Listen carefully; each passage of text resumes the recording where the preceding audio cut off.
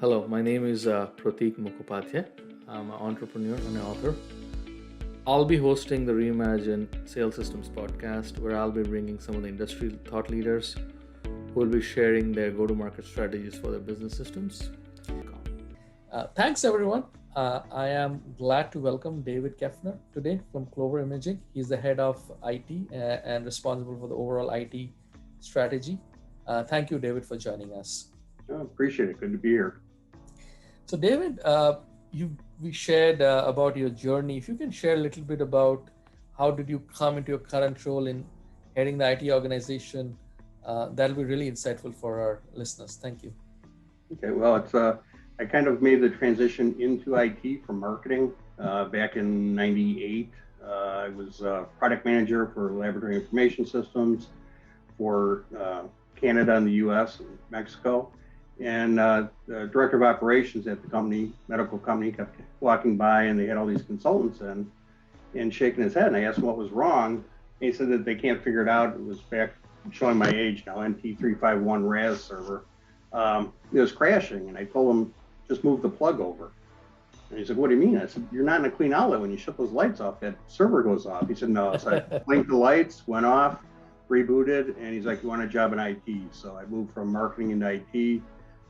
Did quite a bit of upgrades from Novell 312 to NT4, domain migrations, and then 99 shifted into consulting for about 8 years and around the Chicagoland area.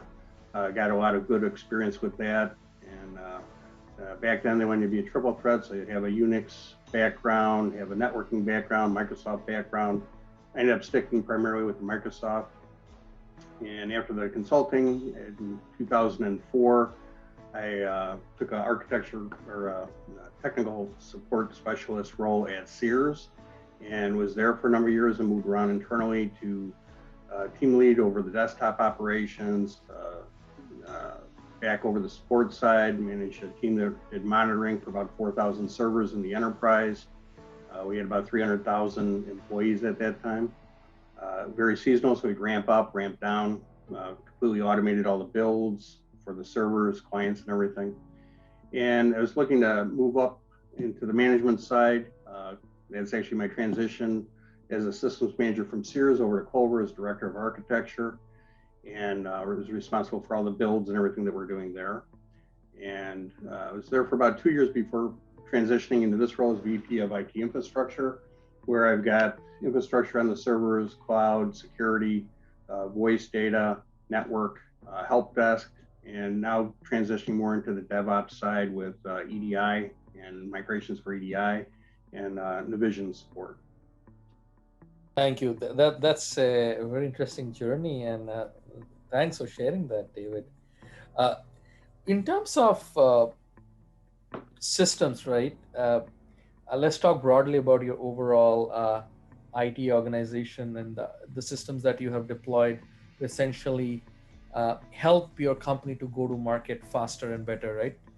So if you can talk about how does Clover Imaging sell and how do they work with their customers, and that'll be really interesting. And then obviously what systems that you have developed internally in the IT stack to make all this work together. Yeah, when I brought into Clover originally, we had I'll say some challenges with uptime and systems going down. So we stabilized everything. Pretty big Microsoft shop. So Hyper-V is our hypervisor, and big RDS shop are kind of hub and spoke, where we had about 20 locations that would connect into the data center. We published the apps and run off there. Some of the other stabilization we did on the network side is upgrading all the circuits from T1 and PR lines to MPLS and redundancy on everything. So we're redundant on the servers, we're redundant on the network equipment, we're redundant on links and everything. So uptime's greatly up. And now the strategic direction is to move into a cloud solution. So we're about 54% migrated out of our data center up to Azure. And again, virtualization on that. The selling, Clover is a private company, B2B. So our big business partners are the Amazons, the Walmarts, Target. So we sell through them through systems that are EDI is a big piece of that. So everything's electronic and automated, so they can place the orders. We sell about 1.4 million toner cartridges a month, and we take in and reclaim about 3 million cartridges that we then refurb out of manufacturing in Mexico for resale. Let's see, the customers, I think I talked about that, system selling. We offer some dealer programs. So there is some smaller things that we do for drop selling and shipping like that. We do a little bit of 3PL, third-party logistics, where people can place orders, and it's actually sold through our systems and distribution channels. Thank you. That's really useful. Let's talk a little bit about the overall IT architecture. So I think data plays a key role as you view your overall IT stack. Have you built like a master data for customers and orders and sales? Like, can you walk us through a little bit about some of the best practices essentially to manage all these moving parts internally? Yeah, data is key. Actually, Tim Linzemeyer, our CTO, is a big driver for machine learning and AI analytics. Uh, Putting the data there so you can actually see what's happening. So we're actually able to reduce a lot of our inventory and the roadmaps of what we're selling and manufacturing and projecting out. So sales forecasting as a service is a new business unit that Clover stood up under his direction. And we've got customers then that we forecast what they need to build and manufacture. Internally with Clover, what that allowed us to do is reduce our inventory. Instead of us putting one toner in 7 boxes, now we build it, put it on a box, it goes on a truck right to one of our distribution centers. We do the analytics so that that box is within 2-day UPS shipment time for customers, reduce our transportation costs and inventory costs and everything. And also looking at the workflows in the distribution centers. So looking what product orders, where it's at, where it's placed, so that the workflow for the users is very uniform and they can make a row down an aisle, pick the product and go to the next one instead of going back and forth. So that's taken millions of dollars out of inventory, millions of dollars out of labor, and made us more efficient on everything. Thank you. That's helpful. Now, COVID was a very interesting time for all of us in 2020 and going as 2021. Like, did your business have to change, evolve? We hear a lot about digital transformation enabling some of these.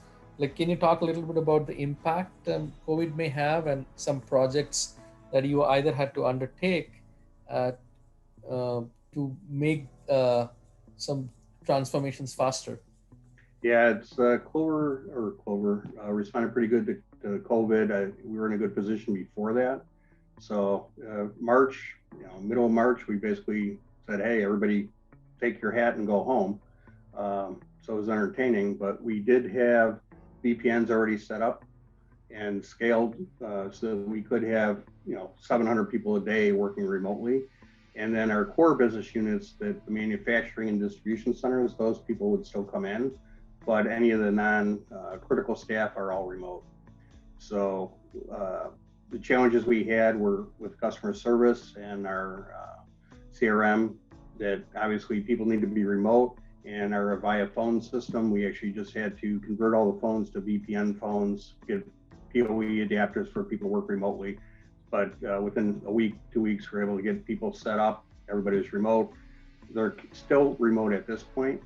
I think commercial real estate really has a challenge now. People have been working remote for the last year and a half, and it's kind of opened the eyes that, yeah, you can work remote. You don't have to pay leasing on property and data circuits and all the infrastructure required to support somebody in there. So it's definitely made us more flexible. Part of that challenge too, you asked about new projects. We spun up PPE, personal protective equipment, and it generated roughly $1 million a month in revenue stream for us. And we leveraged our current logistics for distribution and selling all the items, gloves and wipes and hand sanitizer. So that was a very quick response that spun up, and it's been ongoing since then. Thank you, David, for sharing that. Uh, what are some of the priorities or initiatives that you're hoping to take now? Can you share some insights about that? Yeah, we've got a couple main projects right now. I'm doing a circuit migration from one vendor to another one. So I've got about 15 locations that I've got to flip circuits over in the next 30 days. And that will actually generate a savings of about $165,000 this year. We're in a data center migration. Our contract's up in September, so we're planning on exiting and making that transformation up to Azure. So strategically, everything's cloud-based. Some of that older technology will be in IaaS, and the newer things are trying to move to more of a SaaS-based or PaaS-based solution and upgrade everything. Prior to this, though, we'd already done all the server upgrades. Everything's 2016, 2019, got rid of all the old legacy stuff that was impacting. And what else is there? As part of the app dev side, Data Masons is a product we're moving to from Microsoft BizTalk for EDI, and that puts us in a better place for our ERP platform shift from Navision on-prem to Dynamics 365 Finance and Operations in the cloud. Thank you, David. I appreciate the insights.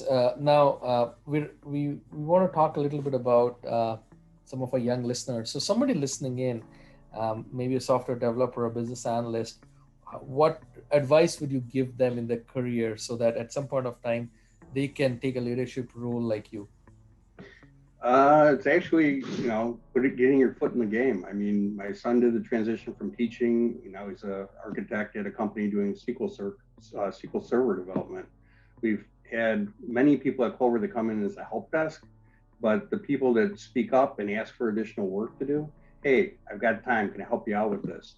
If they get involved with our SQL Server projects and writing reports and development on that side, they've transitioned up and moved on in the company or out of the company to better positions. Development side on the vision and ERP, same thing. It's really getting your foot in the door and always looking for that next step. How can you help somebody else? How can you advance? That's how I kind of made the journey from quality assurance into marketing, into IT, and then into management. It's looking for that next step to help somebody out. If you can resolve somebody else's problems, then you're of value to them and can look at moving up. Thank you, David. That's a great suggestion. With that, I would like to thank you for your time today. I think it's been very nice to know you and also get to know about your systems, and good luck with all your project and all your initiatives. Thank you, David. I appreciate it. Thanks for the time today. Good meeting everybody. So with that, I would like to wrap up this podcast. Thank you all for tuning into Reimagine Enterprise Sales Systems. To listen to more exciting podcasts, please visit my website, protikm.com or protikm.com, where you can subscribe to the show in iTunes, Spotify, Google Podcast, and other channels that you follow so that you'll never miss your show.